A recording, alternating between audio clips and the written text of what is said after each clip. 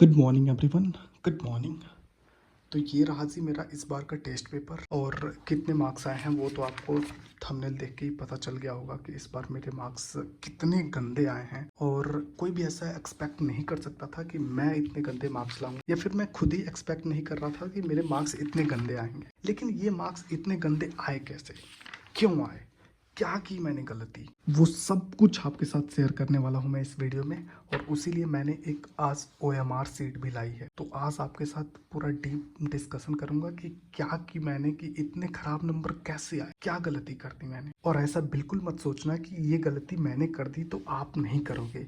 ये गलती किसी से भी हो सकती है। क्या की मैंने गलती, आओ पहले उस पर डिस्कशन करते हैं फिर आगे बढ़ते हैं। चलो वीडियो को ज्यादा लंबा नहीं करेंगे और डायरेक्ट पॉइंट पे आते हैं। जैसे मान लीजिए कि आपने सेक्शन नंबर 1 ओपन किया केमिस्ट्री का, तो चलिए वीडियो को ज़्यादा लंबा नहीं करेंगे और डायरेक्ट अपन पॉइंट पे आते हैं। जैसे मान लीजिए आप केमिस्ट्री के क्वेश्चन करने जा रहे हो, आपने सेक्शन 1 ओपन किया और आपने 51 क्वेश्चन को पहले पढ़ा, देन उस पर टिक किया कि क्या इसमें सही होगा। देन आपने 52 क्वेश्चन नंबर पढ़ा और देन आपने टिक किया कि क्या सही होगा। ठीक है, ऐसे ही कर करके आपने सारे क्वेश्चन कर लिए केमिस्ट्री के पोर्शन के। सेक्शन ए और सेक्शन बी दोनों आपने मान लीजिए कर ली। मेरा यही तरीका होता है कि पहले मैं एक सब्जेक्ट के सेक्शन ए और सेक्शन बी दोनों के सारे क्वेश्चंस कंप्लीट कर लेता हूँ, मतलब टिक कर लेता हूँ कि कौन कौन सा सही है, सॉल्व कर लेता हूँ। देन उसके बाद से मैं अपना OMR फिल करता हूँ। तो ऐसे ही बहुत लोग करते हैं और आप में से भी कई लोग होंगे जो ऐसे ही करते होंगे। देन उसके बाद से अपन क्या करते हैं, OMR फिल करते हैं। ठीक है, मेरा आइडिया मतलब ये होता है कि एक सब्जेक्ट मैंने कर लिया क्वेश्चन सारे के सारे, देन उसके बाद से मैं OMR लेके फिल कर लेता हूँ एक सब्जेक्ट की। ठीक है, तो अभी अपन OMR फिल करते हैं। और जाहिर सी बात है, जब अपन OMR फिल करते हैं तो अपन को बहुत जल्दी रहती है। अपन सोचते हैं कि कितना जल्दी से जल्दी OMR फिल हो जाए। तो OMR भरते समय अपन बहुत जल्दीबाजी करते हैं और वही जल्दीबाजी मैंने भी की थी। अब आप मान लो कि अब आप OMR फिल करने जा रहे हो। आपने यहाँ पे देखा कि 51 का ऑप्शन नंबर कौन सा है, 3। आपने यहाँ पे फिल कर दिया, ऑप्शन नंबर 3 फिल हो गया। मैं ऐसे ही भर रहा हूँ, आप थोड़े और अच्छे से भर रहे होंगे। ठीक है, फिर आपने देखा 52 का ऑप्शन नंबर 4, फिर आपने यहाँ पे 4 पे यहाँ पे वो कर लिया, 4 यहाँ पे भर लिया। ठीक है, ऐसे मतलब भर लिया। ये थोड़ा सा ऊबड़ खाबड़ में भर रहा हूँ तो इसको स्मूथ आप समझ लेना। मैं बस समझाने के लिए कर रहा हूँ। ऐसे ही आप सीरियल वाइज से भरते जा। फिर आपने देखा 53 का दूसरा, तो फिर दूसरा आपने फिल कर दिया यहाँ पे, सेकेंड नंबर ऑप्शन। ठीक, फिल कर दिया। ऐसे ही आप अब देख रहे हो चौथा, 4 यहाँ पे फिल कर दिया। फिर आप ऐसे देखना, मतलब पहले तो आपने नंबर देखा कि नंबर वाइज सीरियल वाइज आपने फिल किया। फिर आपने देखा 4, ऐसे डायरेक्ट देख रहे हो, नंबर नहीं देख रहे हो कि क्वेश्चन नंबर कौन सा है और उसका ऑप्शन नंबर कौन सा है। डायरेक्ट आप देख रहे हो 4, देन आप यहाँ पे फिल कर दो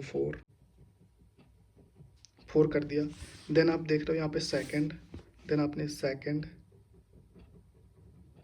ठीक है, फिल कर दिया।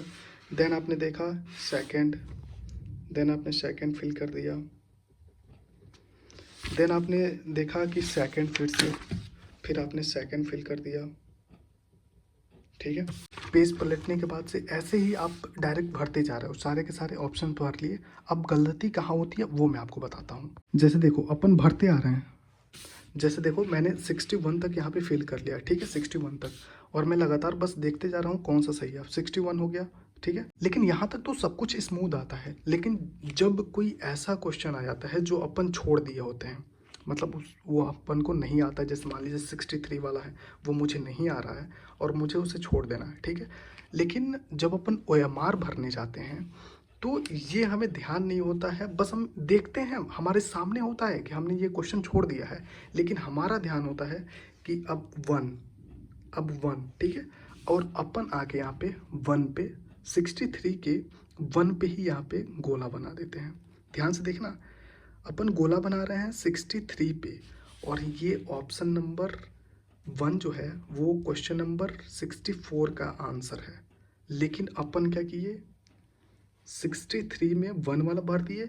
अब अपन सीक्वेंस से वैसे चलते रहेंगे, अपन रुकने वाले नहीं है, क्योंकि अपन बहुत जल्दीबाजी में है। अपन देखेंगे कि अब क्या है, 3, ऑप्शन नंबर 3।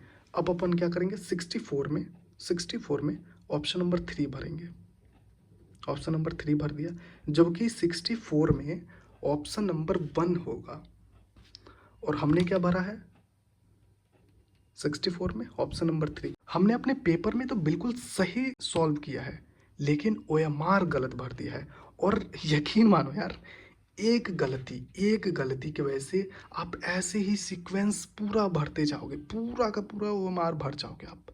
और जब आप लास्ट में आओगे तब बस शायद आपको पता चल जाए कि भाई ये कैसे एक बच गया, यानी कहीं तो मेरा गलती हुआ है। फिर आप मैच करोगे और तब तक सब टाइम निकल गया होगा, आप कुछ नहीं कर पाओगे। और यही काम अगर आप सोचो कि आपके फाइनल एग्जाम में हो जाए, नीट के एग्जाम में हो जाए, तो फिर क्या होगा भाई। सीक्वेंस एक बार गड़बड़ होता है ना, तो फिर पूरा सीक्वेंस गड़बड़ हो जाता है, पूरा सीक्वेंस। किसी किसी का मतलब नीचे आके सीक्वेंस एक दो में गलत होता है, तो वहां पे तो इंसान बच जाता है, एक दो गलत होता है। लेकिन अगर यहाँ से सीक्वेंस गड़बड़ हुआ और पूरा अपन खींच लेगा वैसे ही, तब तो गया भाई, तब तो गया। समझ रहे हो ना। तो निगेटिव में भी आप जा सकते हो। तो यही गलती आप लोगों को मैं बताने वाला था कि आप लोग ऐसा गलती मत करना। अगर एक बार ये गलती हो गई तो सब कुछ सॉल्व किए कराए पे भी पानी फिर सकता है। और आपके मार्क्स जितना, अगर आप सोच रहे हो कि 700 नंबर आएंगे, तो वो नंबर हो सकता है कि 300 200 या फिर निगेटिव में ही चला जाए। और कई लोग अभी भी परेशान है कि यार एनसीईआरटी से बाहर से भी क्वेश्चंस आ रहे हैं क्या। तो भाई एनसीईआरटी के बाहर से नहीं आएगा। एलन एलन का नाम सुने हो ना आपने। एलन फेमस है, मतलब थोड़ा सा एनसीईआरटी से अपर लेवल का थोड़ा सा क्वेश्चन बनाता है। ये भी आजकल बिल्कुल एनसीईआरटी को ही कॉपी कर रहा भाई, बिल्कुल एनसीईआरटी से ही क्वेश्चंस आ रहे हैं। तो आप बिल्कुल घबराओ मत, बस एनसीईआरटी फॉलो करो। एनसीईआरटी के क्वेश्चंस आ रहे हैं तो एनसीईआरटी ही पढ़ना है, बिल्कुल ऊपर नहीं पढ़ना है। और जो एलएन वाले हैं वो भी। तो ये देख सकते हो, इस बार का ये क्वेश्चन पेपर था और बढ़िया गया था पेपर। और मैं आप लोगों को बस ये बताने के लिए ऐसा कुछ मतलब वो क्रिएट किया था, ताकि आप लोगों को मैं बता सकूँ ये गलती आप भी कर सकते हो। हालांकि ये गलती मैंने नहीं किया था और मेरे ध्यान में ये आया था, तो मैं सोचा कि आपके साथ इस पे डिस्कस करूं। तो इसीलिए मैं इस टॉपिक पे वीडियो बना रहा हूं। खैर, इस बार मेरा पेपर बहुत अच्छा गया था और इस बार जो मेरा मार्क्स आया है वो हर बार से सबसे अच्छा आया है। जैसे बायो में मेरा मार्क्स आया है 355 और केमिस्ट्री में मार्क्स आया है 175 और फिजिक्स में मार्क्स आया है 129। तो ये सारे मार्क्स हैं। चलो इन तीनों सब्जेक्ट को कैलकुलेट करके और आप मुझे बताओ कि मेरे टोटल कितने मार्क्स आए हैं। कमेंट सेक्शन में लाजमी बताना है, ठीक है। इस बार सच में यार मैं बहुत ज्यादा खुश हूँ, मतलब अच्छा मार्क्स आया है, मजा आ गया इस बार का मार्क्स देख के। क्योंकि ये माइनर टेस्ट था, तो इसमें जो पढ़ाया जाता है क्लासरूम में वही आता है। मतलब पीछे के सिलेबस काफी कम आते हैं, बस री ऑप्टिक्स आया था इसमें पीछे के सिलेबस, बाकी कुछ ज्यादा आया नहीं था। आपको मैंने पहले से ही बता रखा था सिलेबस की क्या क्या आ रहा है। तो ये था सिलेबस और पेपर बहुत मजेदार गया है, मजा आ गया था इस बार का पेपर करने में। और मार्क्स कैलकुलेट करके जरूर बताओ आप, ठीक है। चलो आज के लिए बस इतना ही। अब कोशिश करूंगा कि डेली आपके लिए कुछ ना कुछ इंफॉर्मेटिव वीडियो में बनाकर और यहाँ पे अपलोड करता रहूं। वैसे ये अपना स्टडी टेबल है, आप सब तो पहचानते ही हो। वीडियो को लाइक कर देना भाई, वीडियो को लाइक कर देना, चैनल को सब्सक्राइब करके ही जाना और हो सके तो अपने फ्रेंड्स और फैमिली मेंबर्स के साथ भी वीडियो को शेयर किया। Bye bye.